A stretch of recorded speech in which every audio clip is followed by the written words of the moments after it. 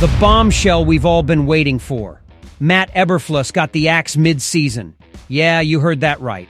Now, the million-dollar question is, who's going to take the reins of our beloved Bears? We've got a few horses in the race, and some names might knock your socks off. Can you picture a Lions offensive whiz or a battle-tested Titans leader calling the shots? Stick around till the end to get the full scoop. But that ain't all, folks, because our rookie QB, Caleb Williams, is in hot water after taking a nasty hit from a Lions defender. The controversy's heating up, and folks are split down the middle. Was it a cheap shot or just part of the game? We're going to break down everything that went down and the reactions it stirred up, including a no-nonsense response from a Saints All-Pro. You don't want to miss this.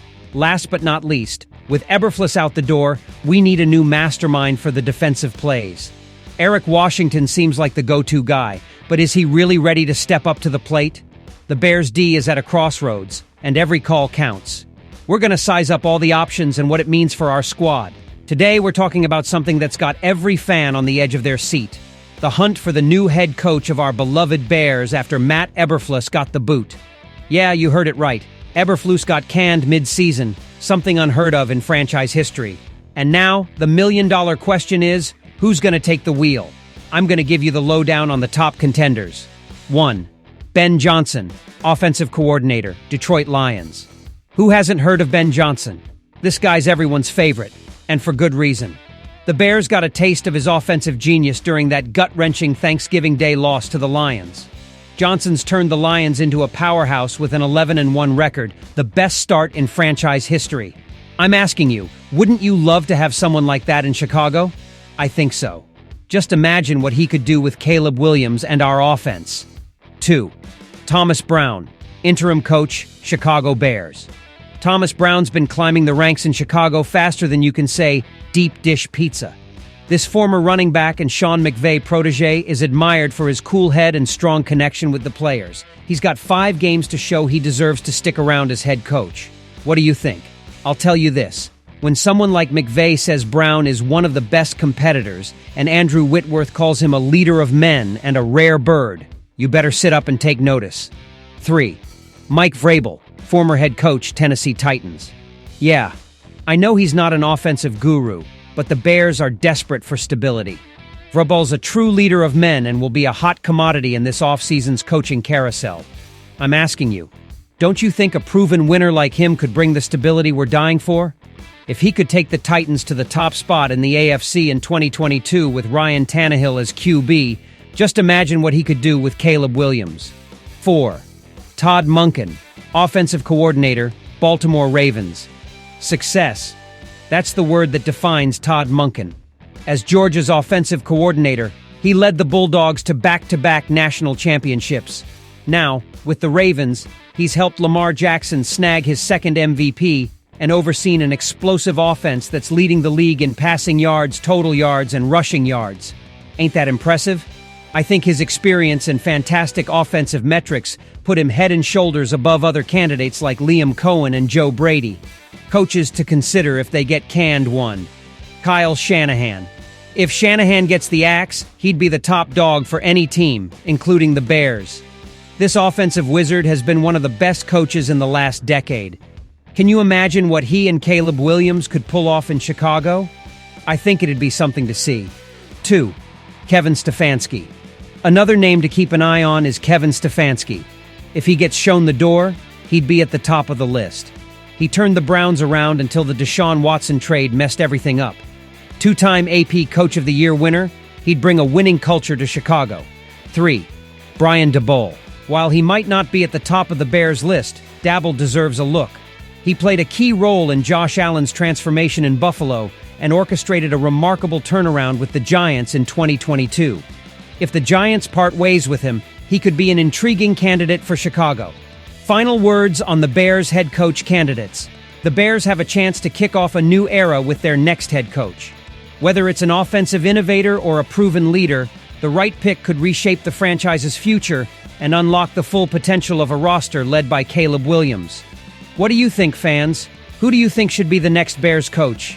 Drop your thoughts in the comments and let's talk. Until next time, bear down. Now let's talk about our rookie quarterback, Caleb Williams. who's been in the eye of the storm after taking a nasty hit from a Lions defender. Let's break down what went down and the reaction it stirred up. During the game, the Bears lost 23-20 against the Lions. Williams took a pretty ugly hit from linebacker Jack Campbell while running towards the sideline. After the game, Williams vented his frustration saying, "I didn't like the play too much. He basically dove at my knee. I didn't understand that. It definitely frustrated me. I think I just have a bruise, but the play was weird." But here's where it gets interesting. Cameron Jordan, the all-pro defensive end for the New Orleans Saints, didn't have much sympathy for Williams's complaints. In a direct message on X, formerly known as Twitter, Jordan said, "It's football, he dove at hip. If you don't like it, slide or run out of bounds." And fans were quick to jump into the debate. Some comments on Jordan's post said things like, "You're a running quarterback. What do you expect to happen? Here you go, Williams. We gonna roll out the red carpet for you to get to the end zone? Stay in your pocket and throw the damn ball to avoid being tackled. Good job, Campbell." 18 didn't give himself up. He deliberately made a move to stay in bounds. It was an unfortunate tackle, but legal nonetheless. Looks like he tried to juke the tackle. He wasn't committing to going out of bounds. Now, let's dive deeper into this. There's no doubt Williams could have been injured on that play. The way Campbell hit him made his body bend in ways it shouldn't, and just the whiplash alone could have caused an injury. But, and here's the big but, the hit was mostly possible because Williams stopped to try to juke the hit instead of continuing to run out of bounds. And what does this mean for Williams and the Bears? I'll tell you this. Williams needs to learn fast how to protect himself in the NFL. This ain't college ball. The hits are harder here and the players are faster. If he doesn't want to take hits like that, he's got to make smarter decisions on the field, like sliding or stepping out of bounds when necessary. It's unlikely Campbell will face any punishment from the league, and if he does, he'll probably appeal. But this should be a wake-up call for Williams. The NFL's a rough game, and as a quarterback, he's got to learn to minimize the risk of injury. So I'm asking you, Bears fans, what do you think about all this? Should Williams have handled the situation differently? And what's your take on Cameron Jordan's response? While all eyes are on Matt Eberflus's exit and Thomas Brown's appointment as interim coach, there are big changes coming on the defensive side of the ball. Eberflus, as you know, was the one calling defensive plays for the Bears since the previous defensive coordinator, Alan Williams, resigned in Week 2 of the 2023 season. Now, with Eberflus out, we need a new defensive play caller. Although it hasn't been officially announced, the logical candidate would be defensive coordinator Eric Washington. Washington joined the Bears coaching staff thanks to his reputation for working with defensive lines, but he has little experience as a defensive play caller. What does this mean for our team? I'm asking you, do you think Washington is ready to step up to this crucial role? I think it's a decision that needs to be made carefully. For those who aren't familiar, Washington took on the role of defensive coordinator and play caller at the start of the 2018 season when Ron Rivera was the head coach of the Carolina Panthers. However, Rivera stripped him of those responsibilities in December, while the Panthers were losing 24-17 to Tampa Bay. Despite the Panthers' defense ranking 14th in overall defense and 12th in points allowed under Washington, a 4-week streak with only one turnover and ranking 19th in sacks led Rivera to make that decision. Washington has said he's 1,000% ready to take on the role of defensive coordinator and play caller. But what do you think? Do you believe his past experience is enough to lead our defense? Besides Washington, there are other names on the defensive coaching staff that could be considered. Linebackers coach Dave Borgonzi and other defensive assistants like John Hoke or safeties coach Andre Carter have more experience with the Bears' particular defensive scheme, although they also lack credentials as defensive coordinators. Now, let's talk about our defense's current situation. Under Eberflus, the Bears were 9th in scoring defense, although they've dropped to 19th in yards allowed in the last 3 weeks. We're 12th against the pass and 25th against the run. Eberflus put a big emphasis on turnovers, and in fact, the Bears are 6th with 19 takeaways. Another aspect to consider is whether Thomas Brown will stay on the sideline or if he'll continue calling plays from the coach's box. Brown had been calling offensive plays from upstairs, but it's unlikely he'll continue doing so if he's in charge of the whole team.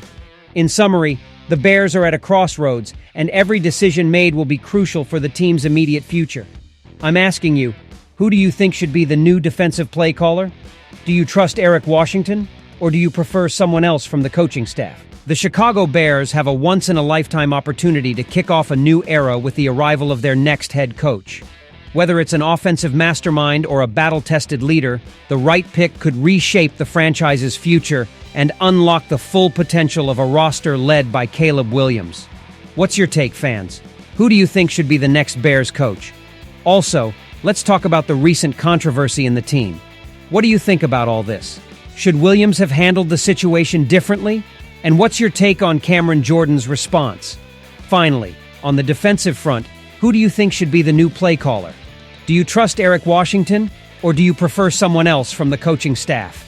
We want to hear your thoughts, so don't forget to drop your comments below. Join our community and be part of this great family of Chicago Bears fans. Hit that subscribe button to stay in the loop and be part of this exciting season. See you in the next video.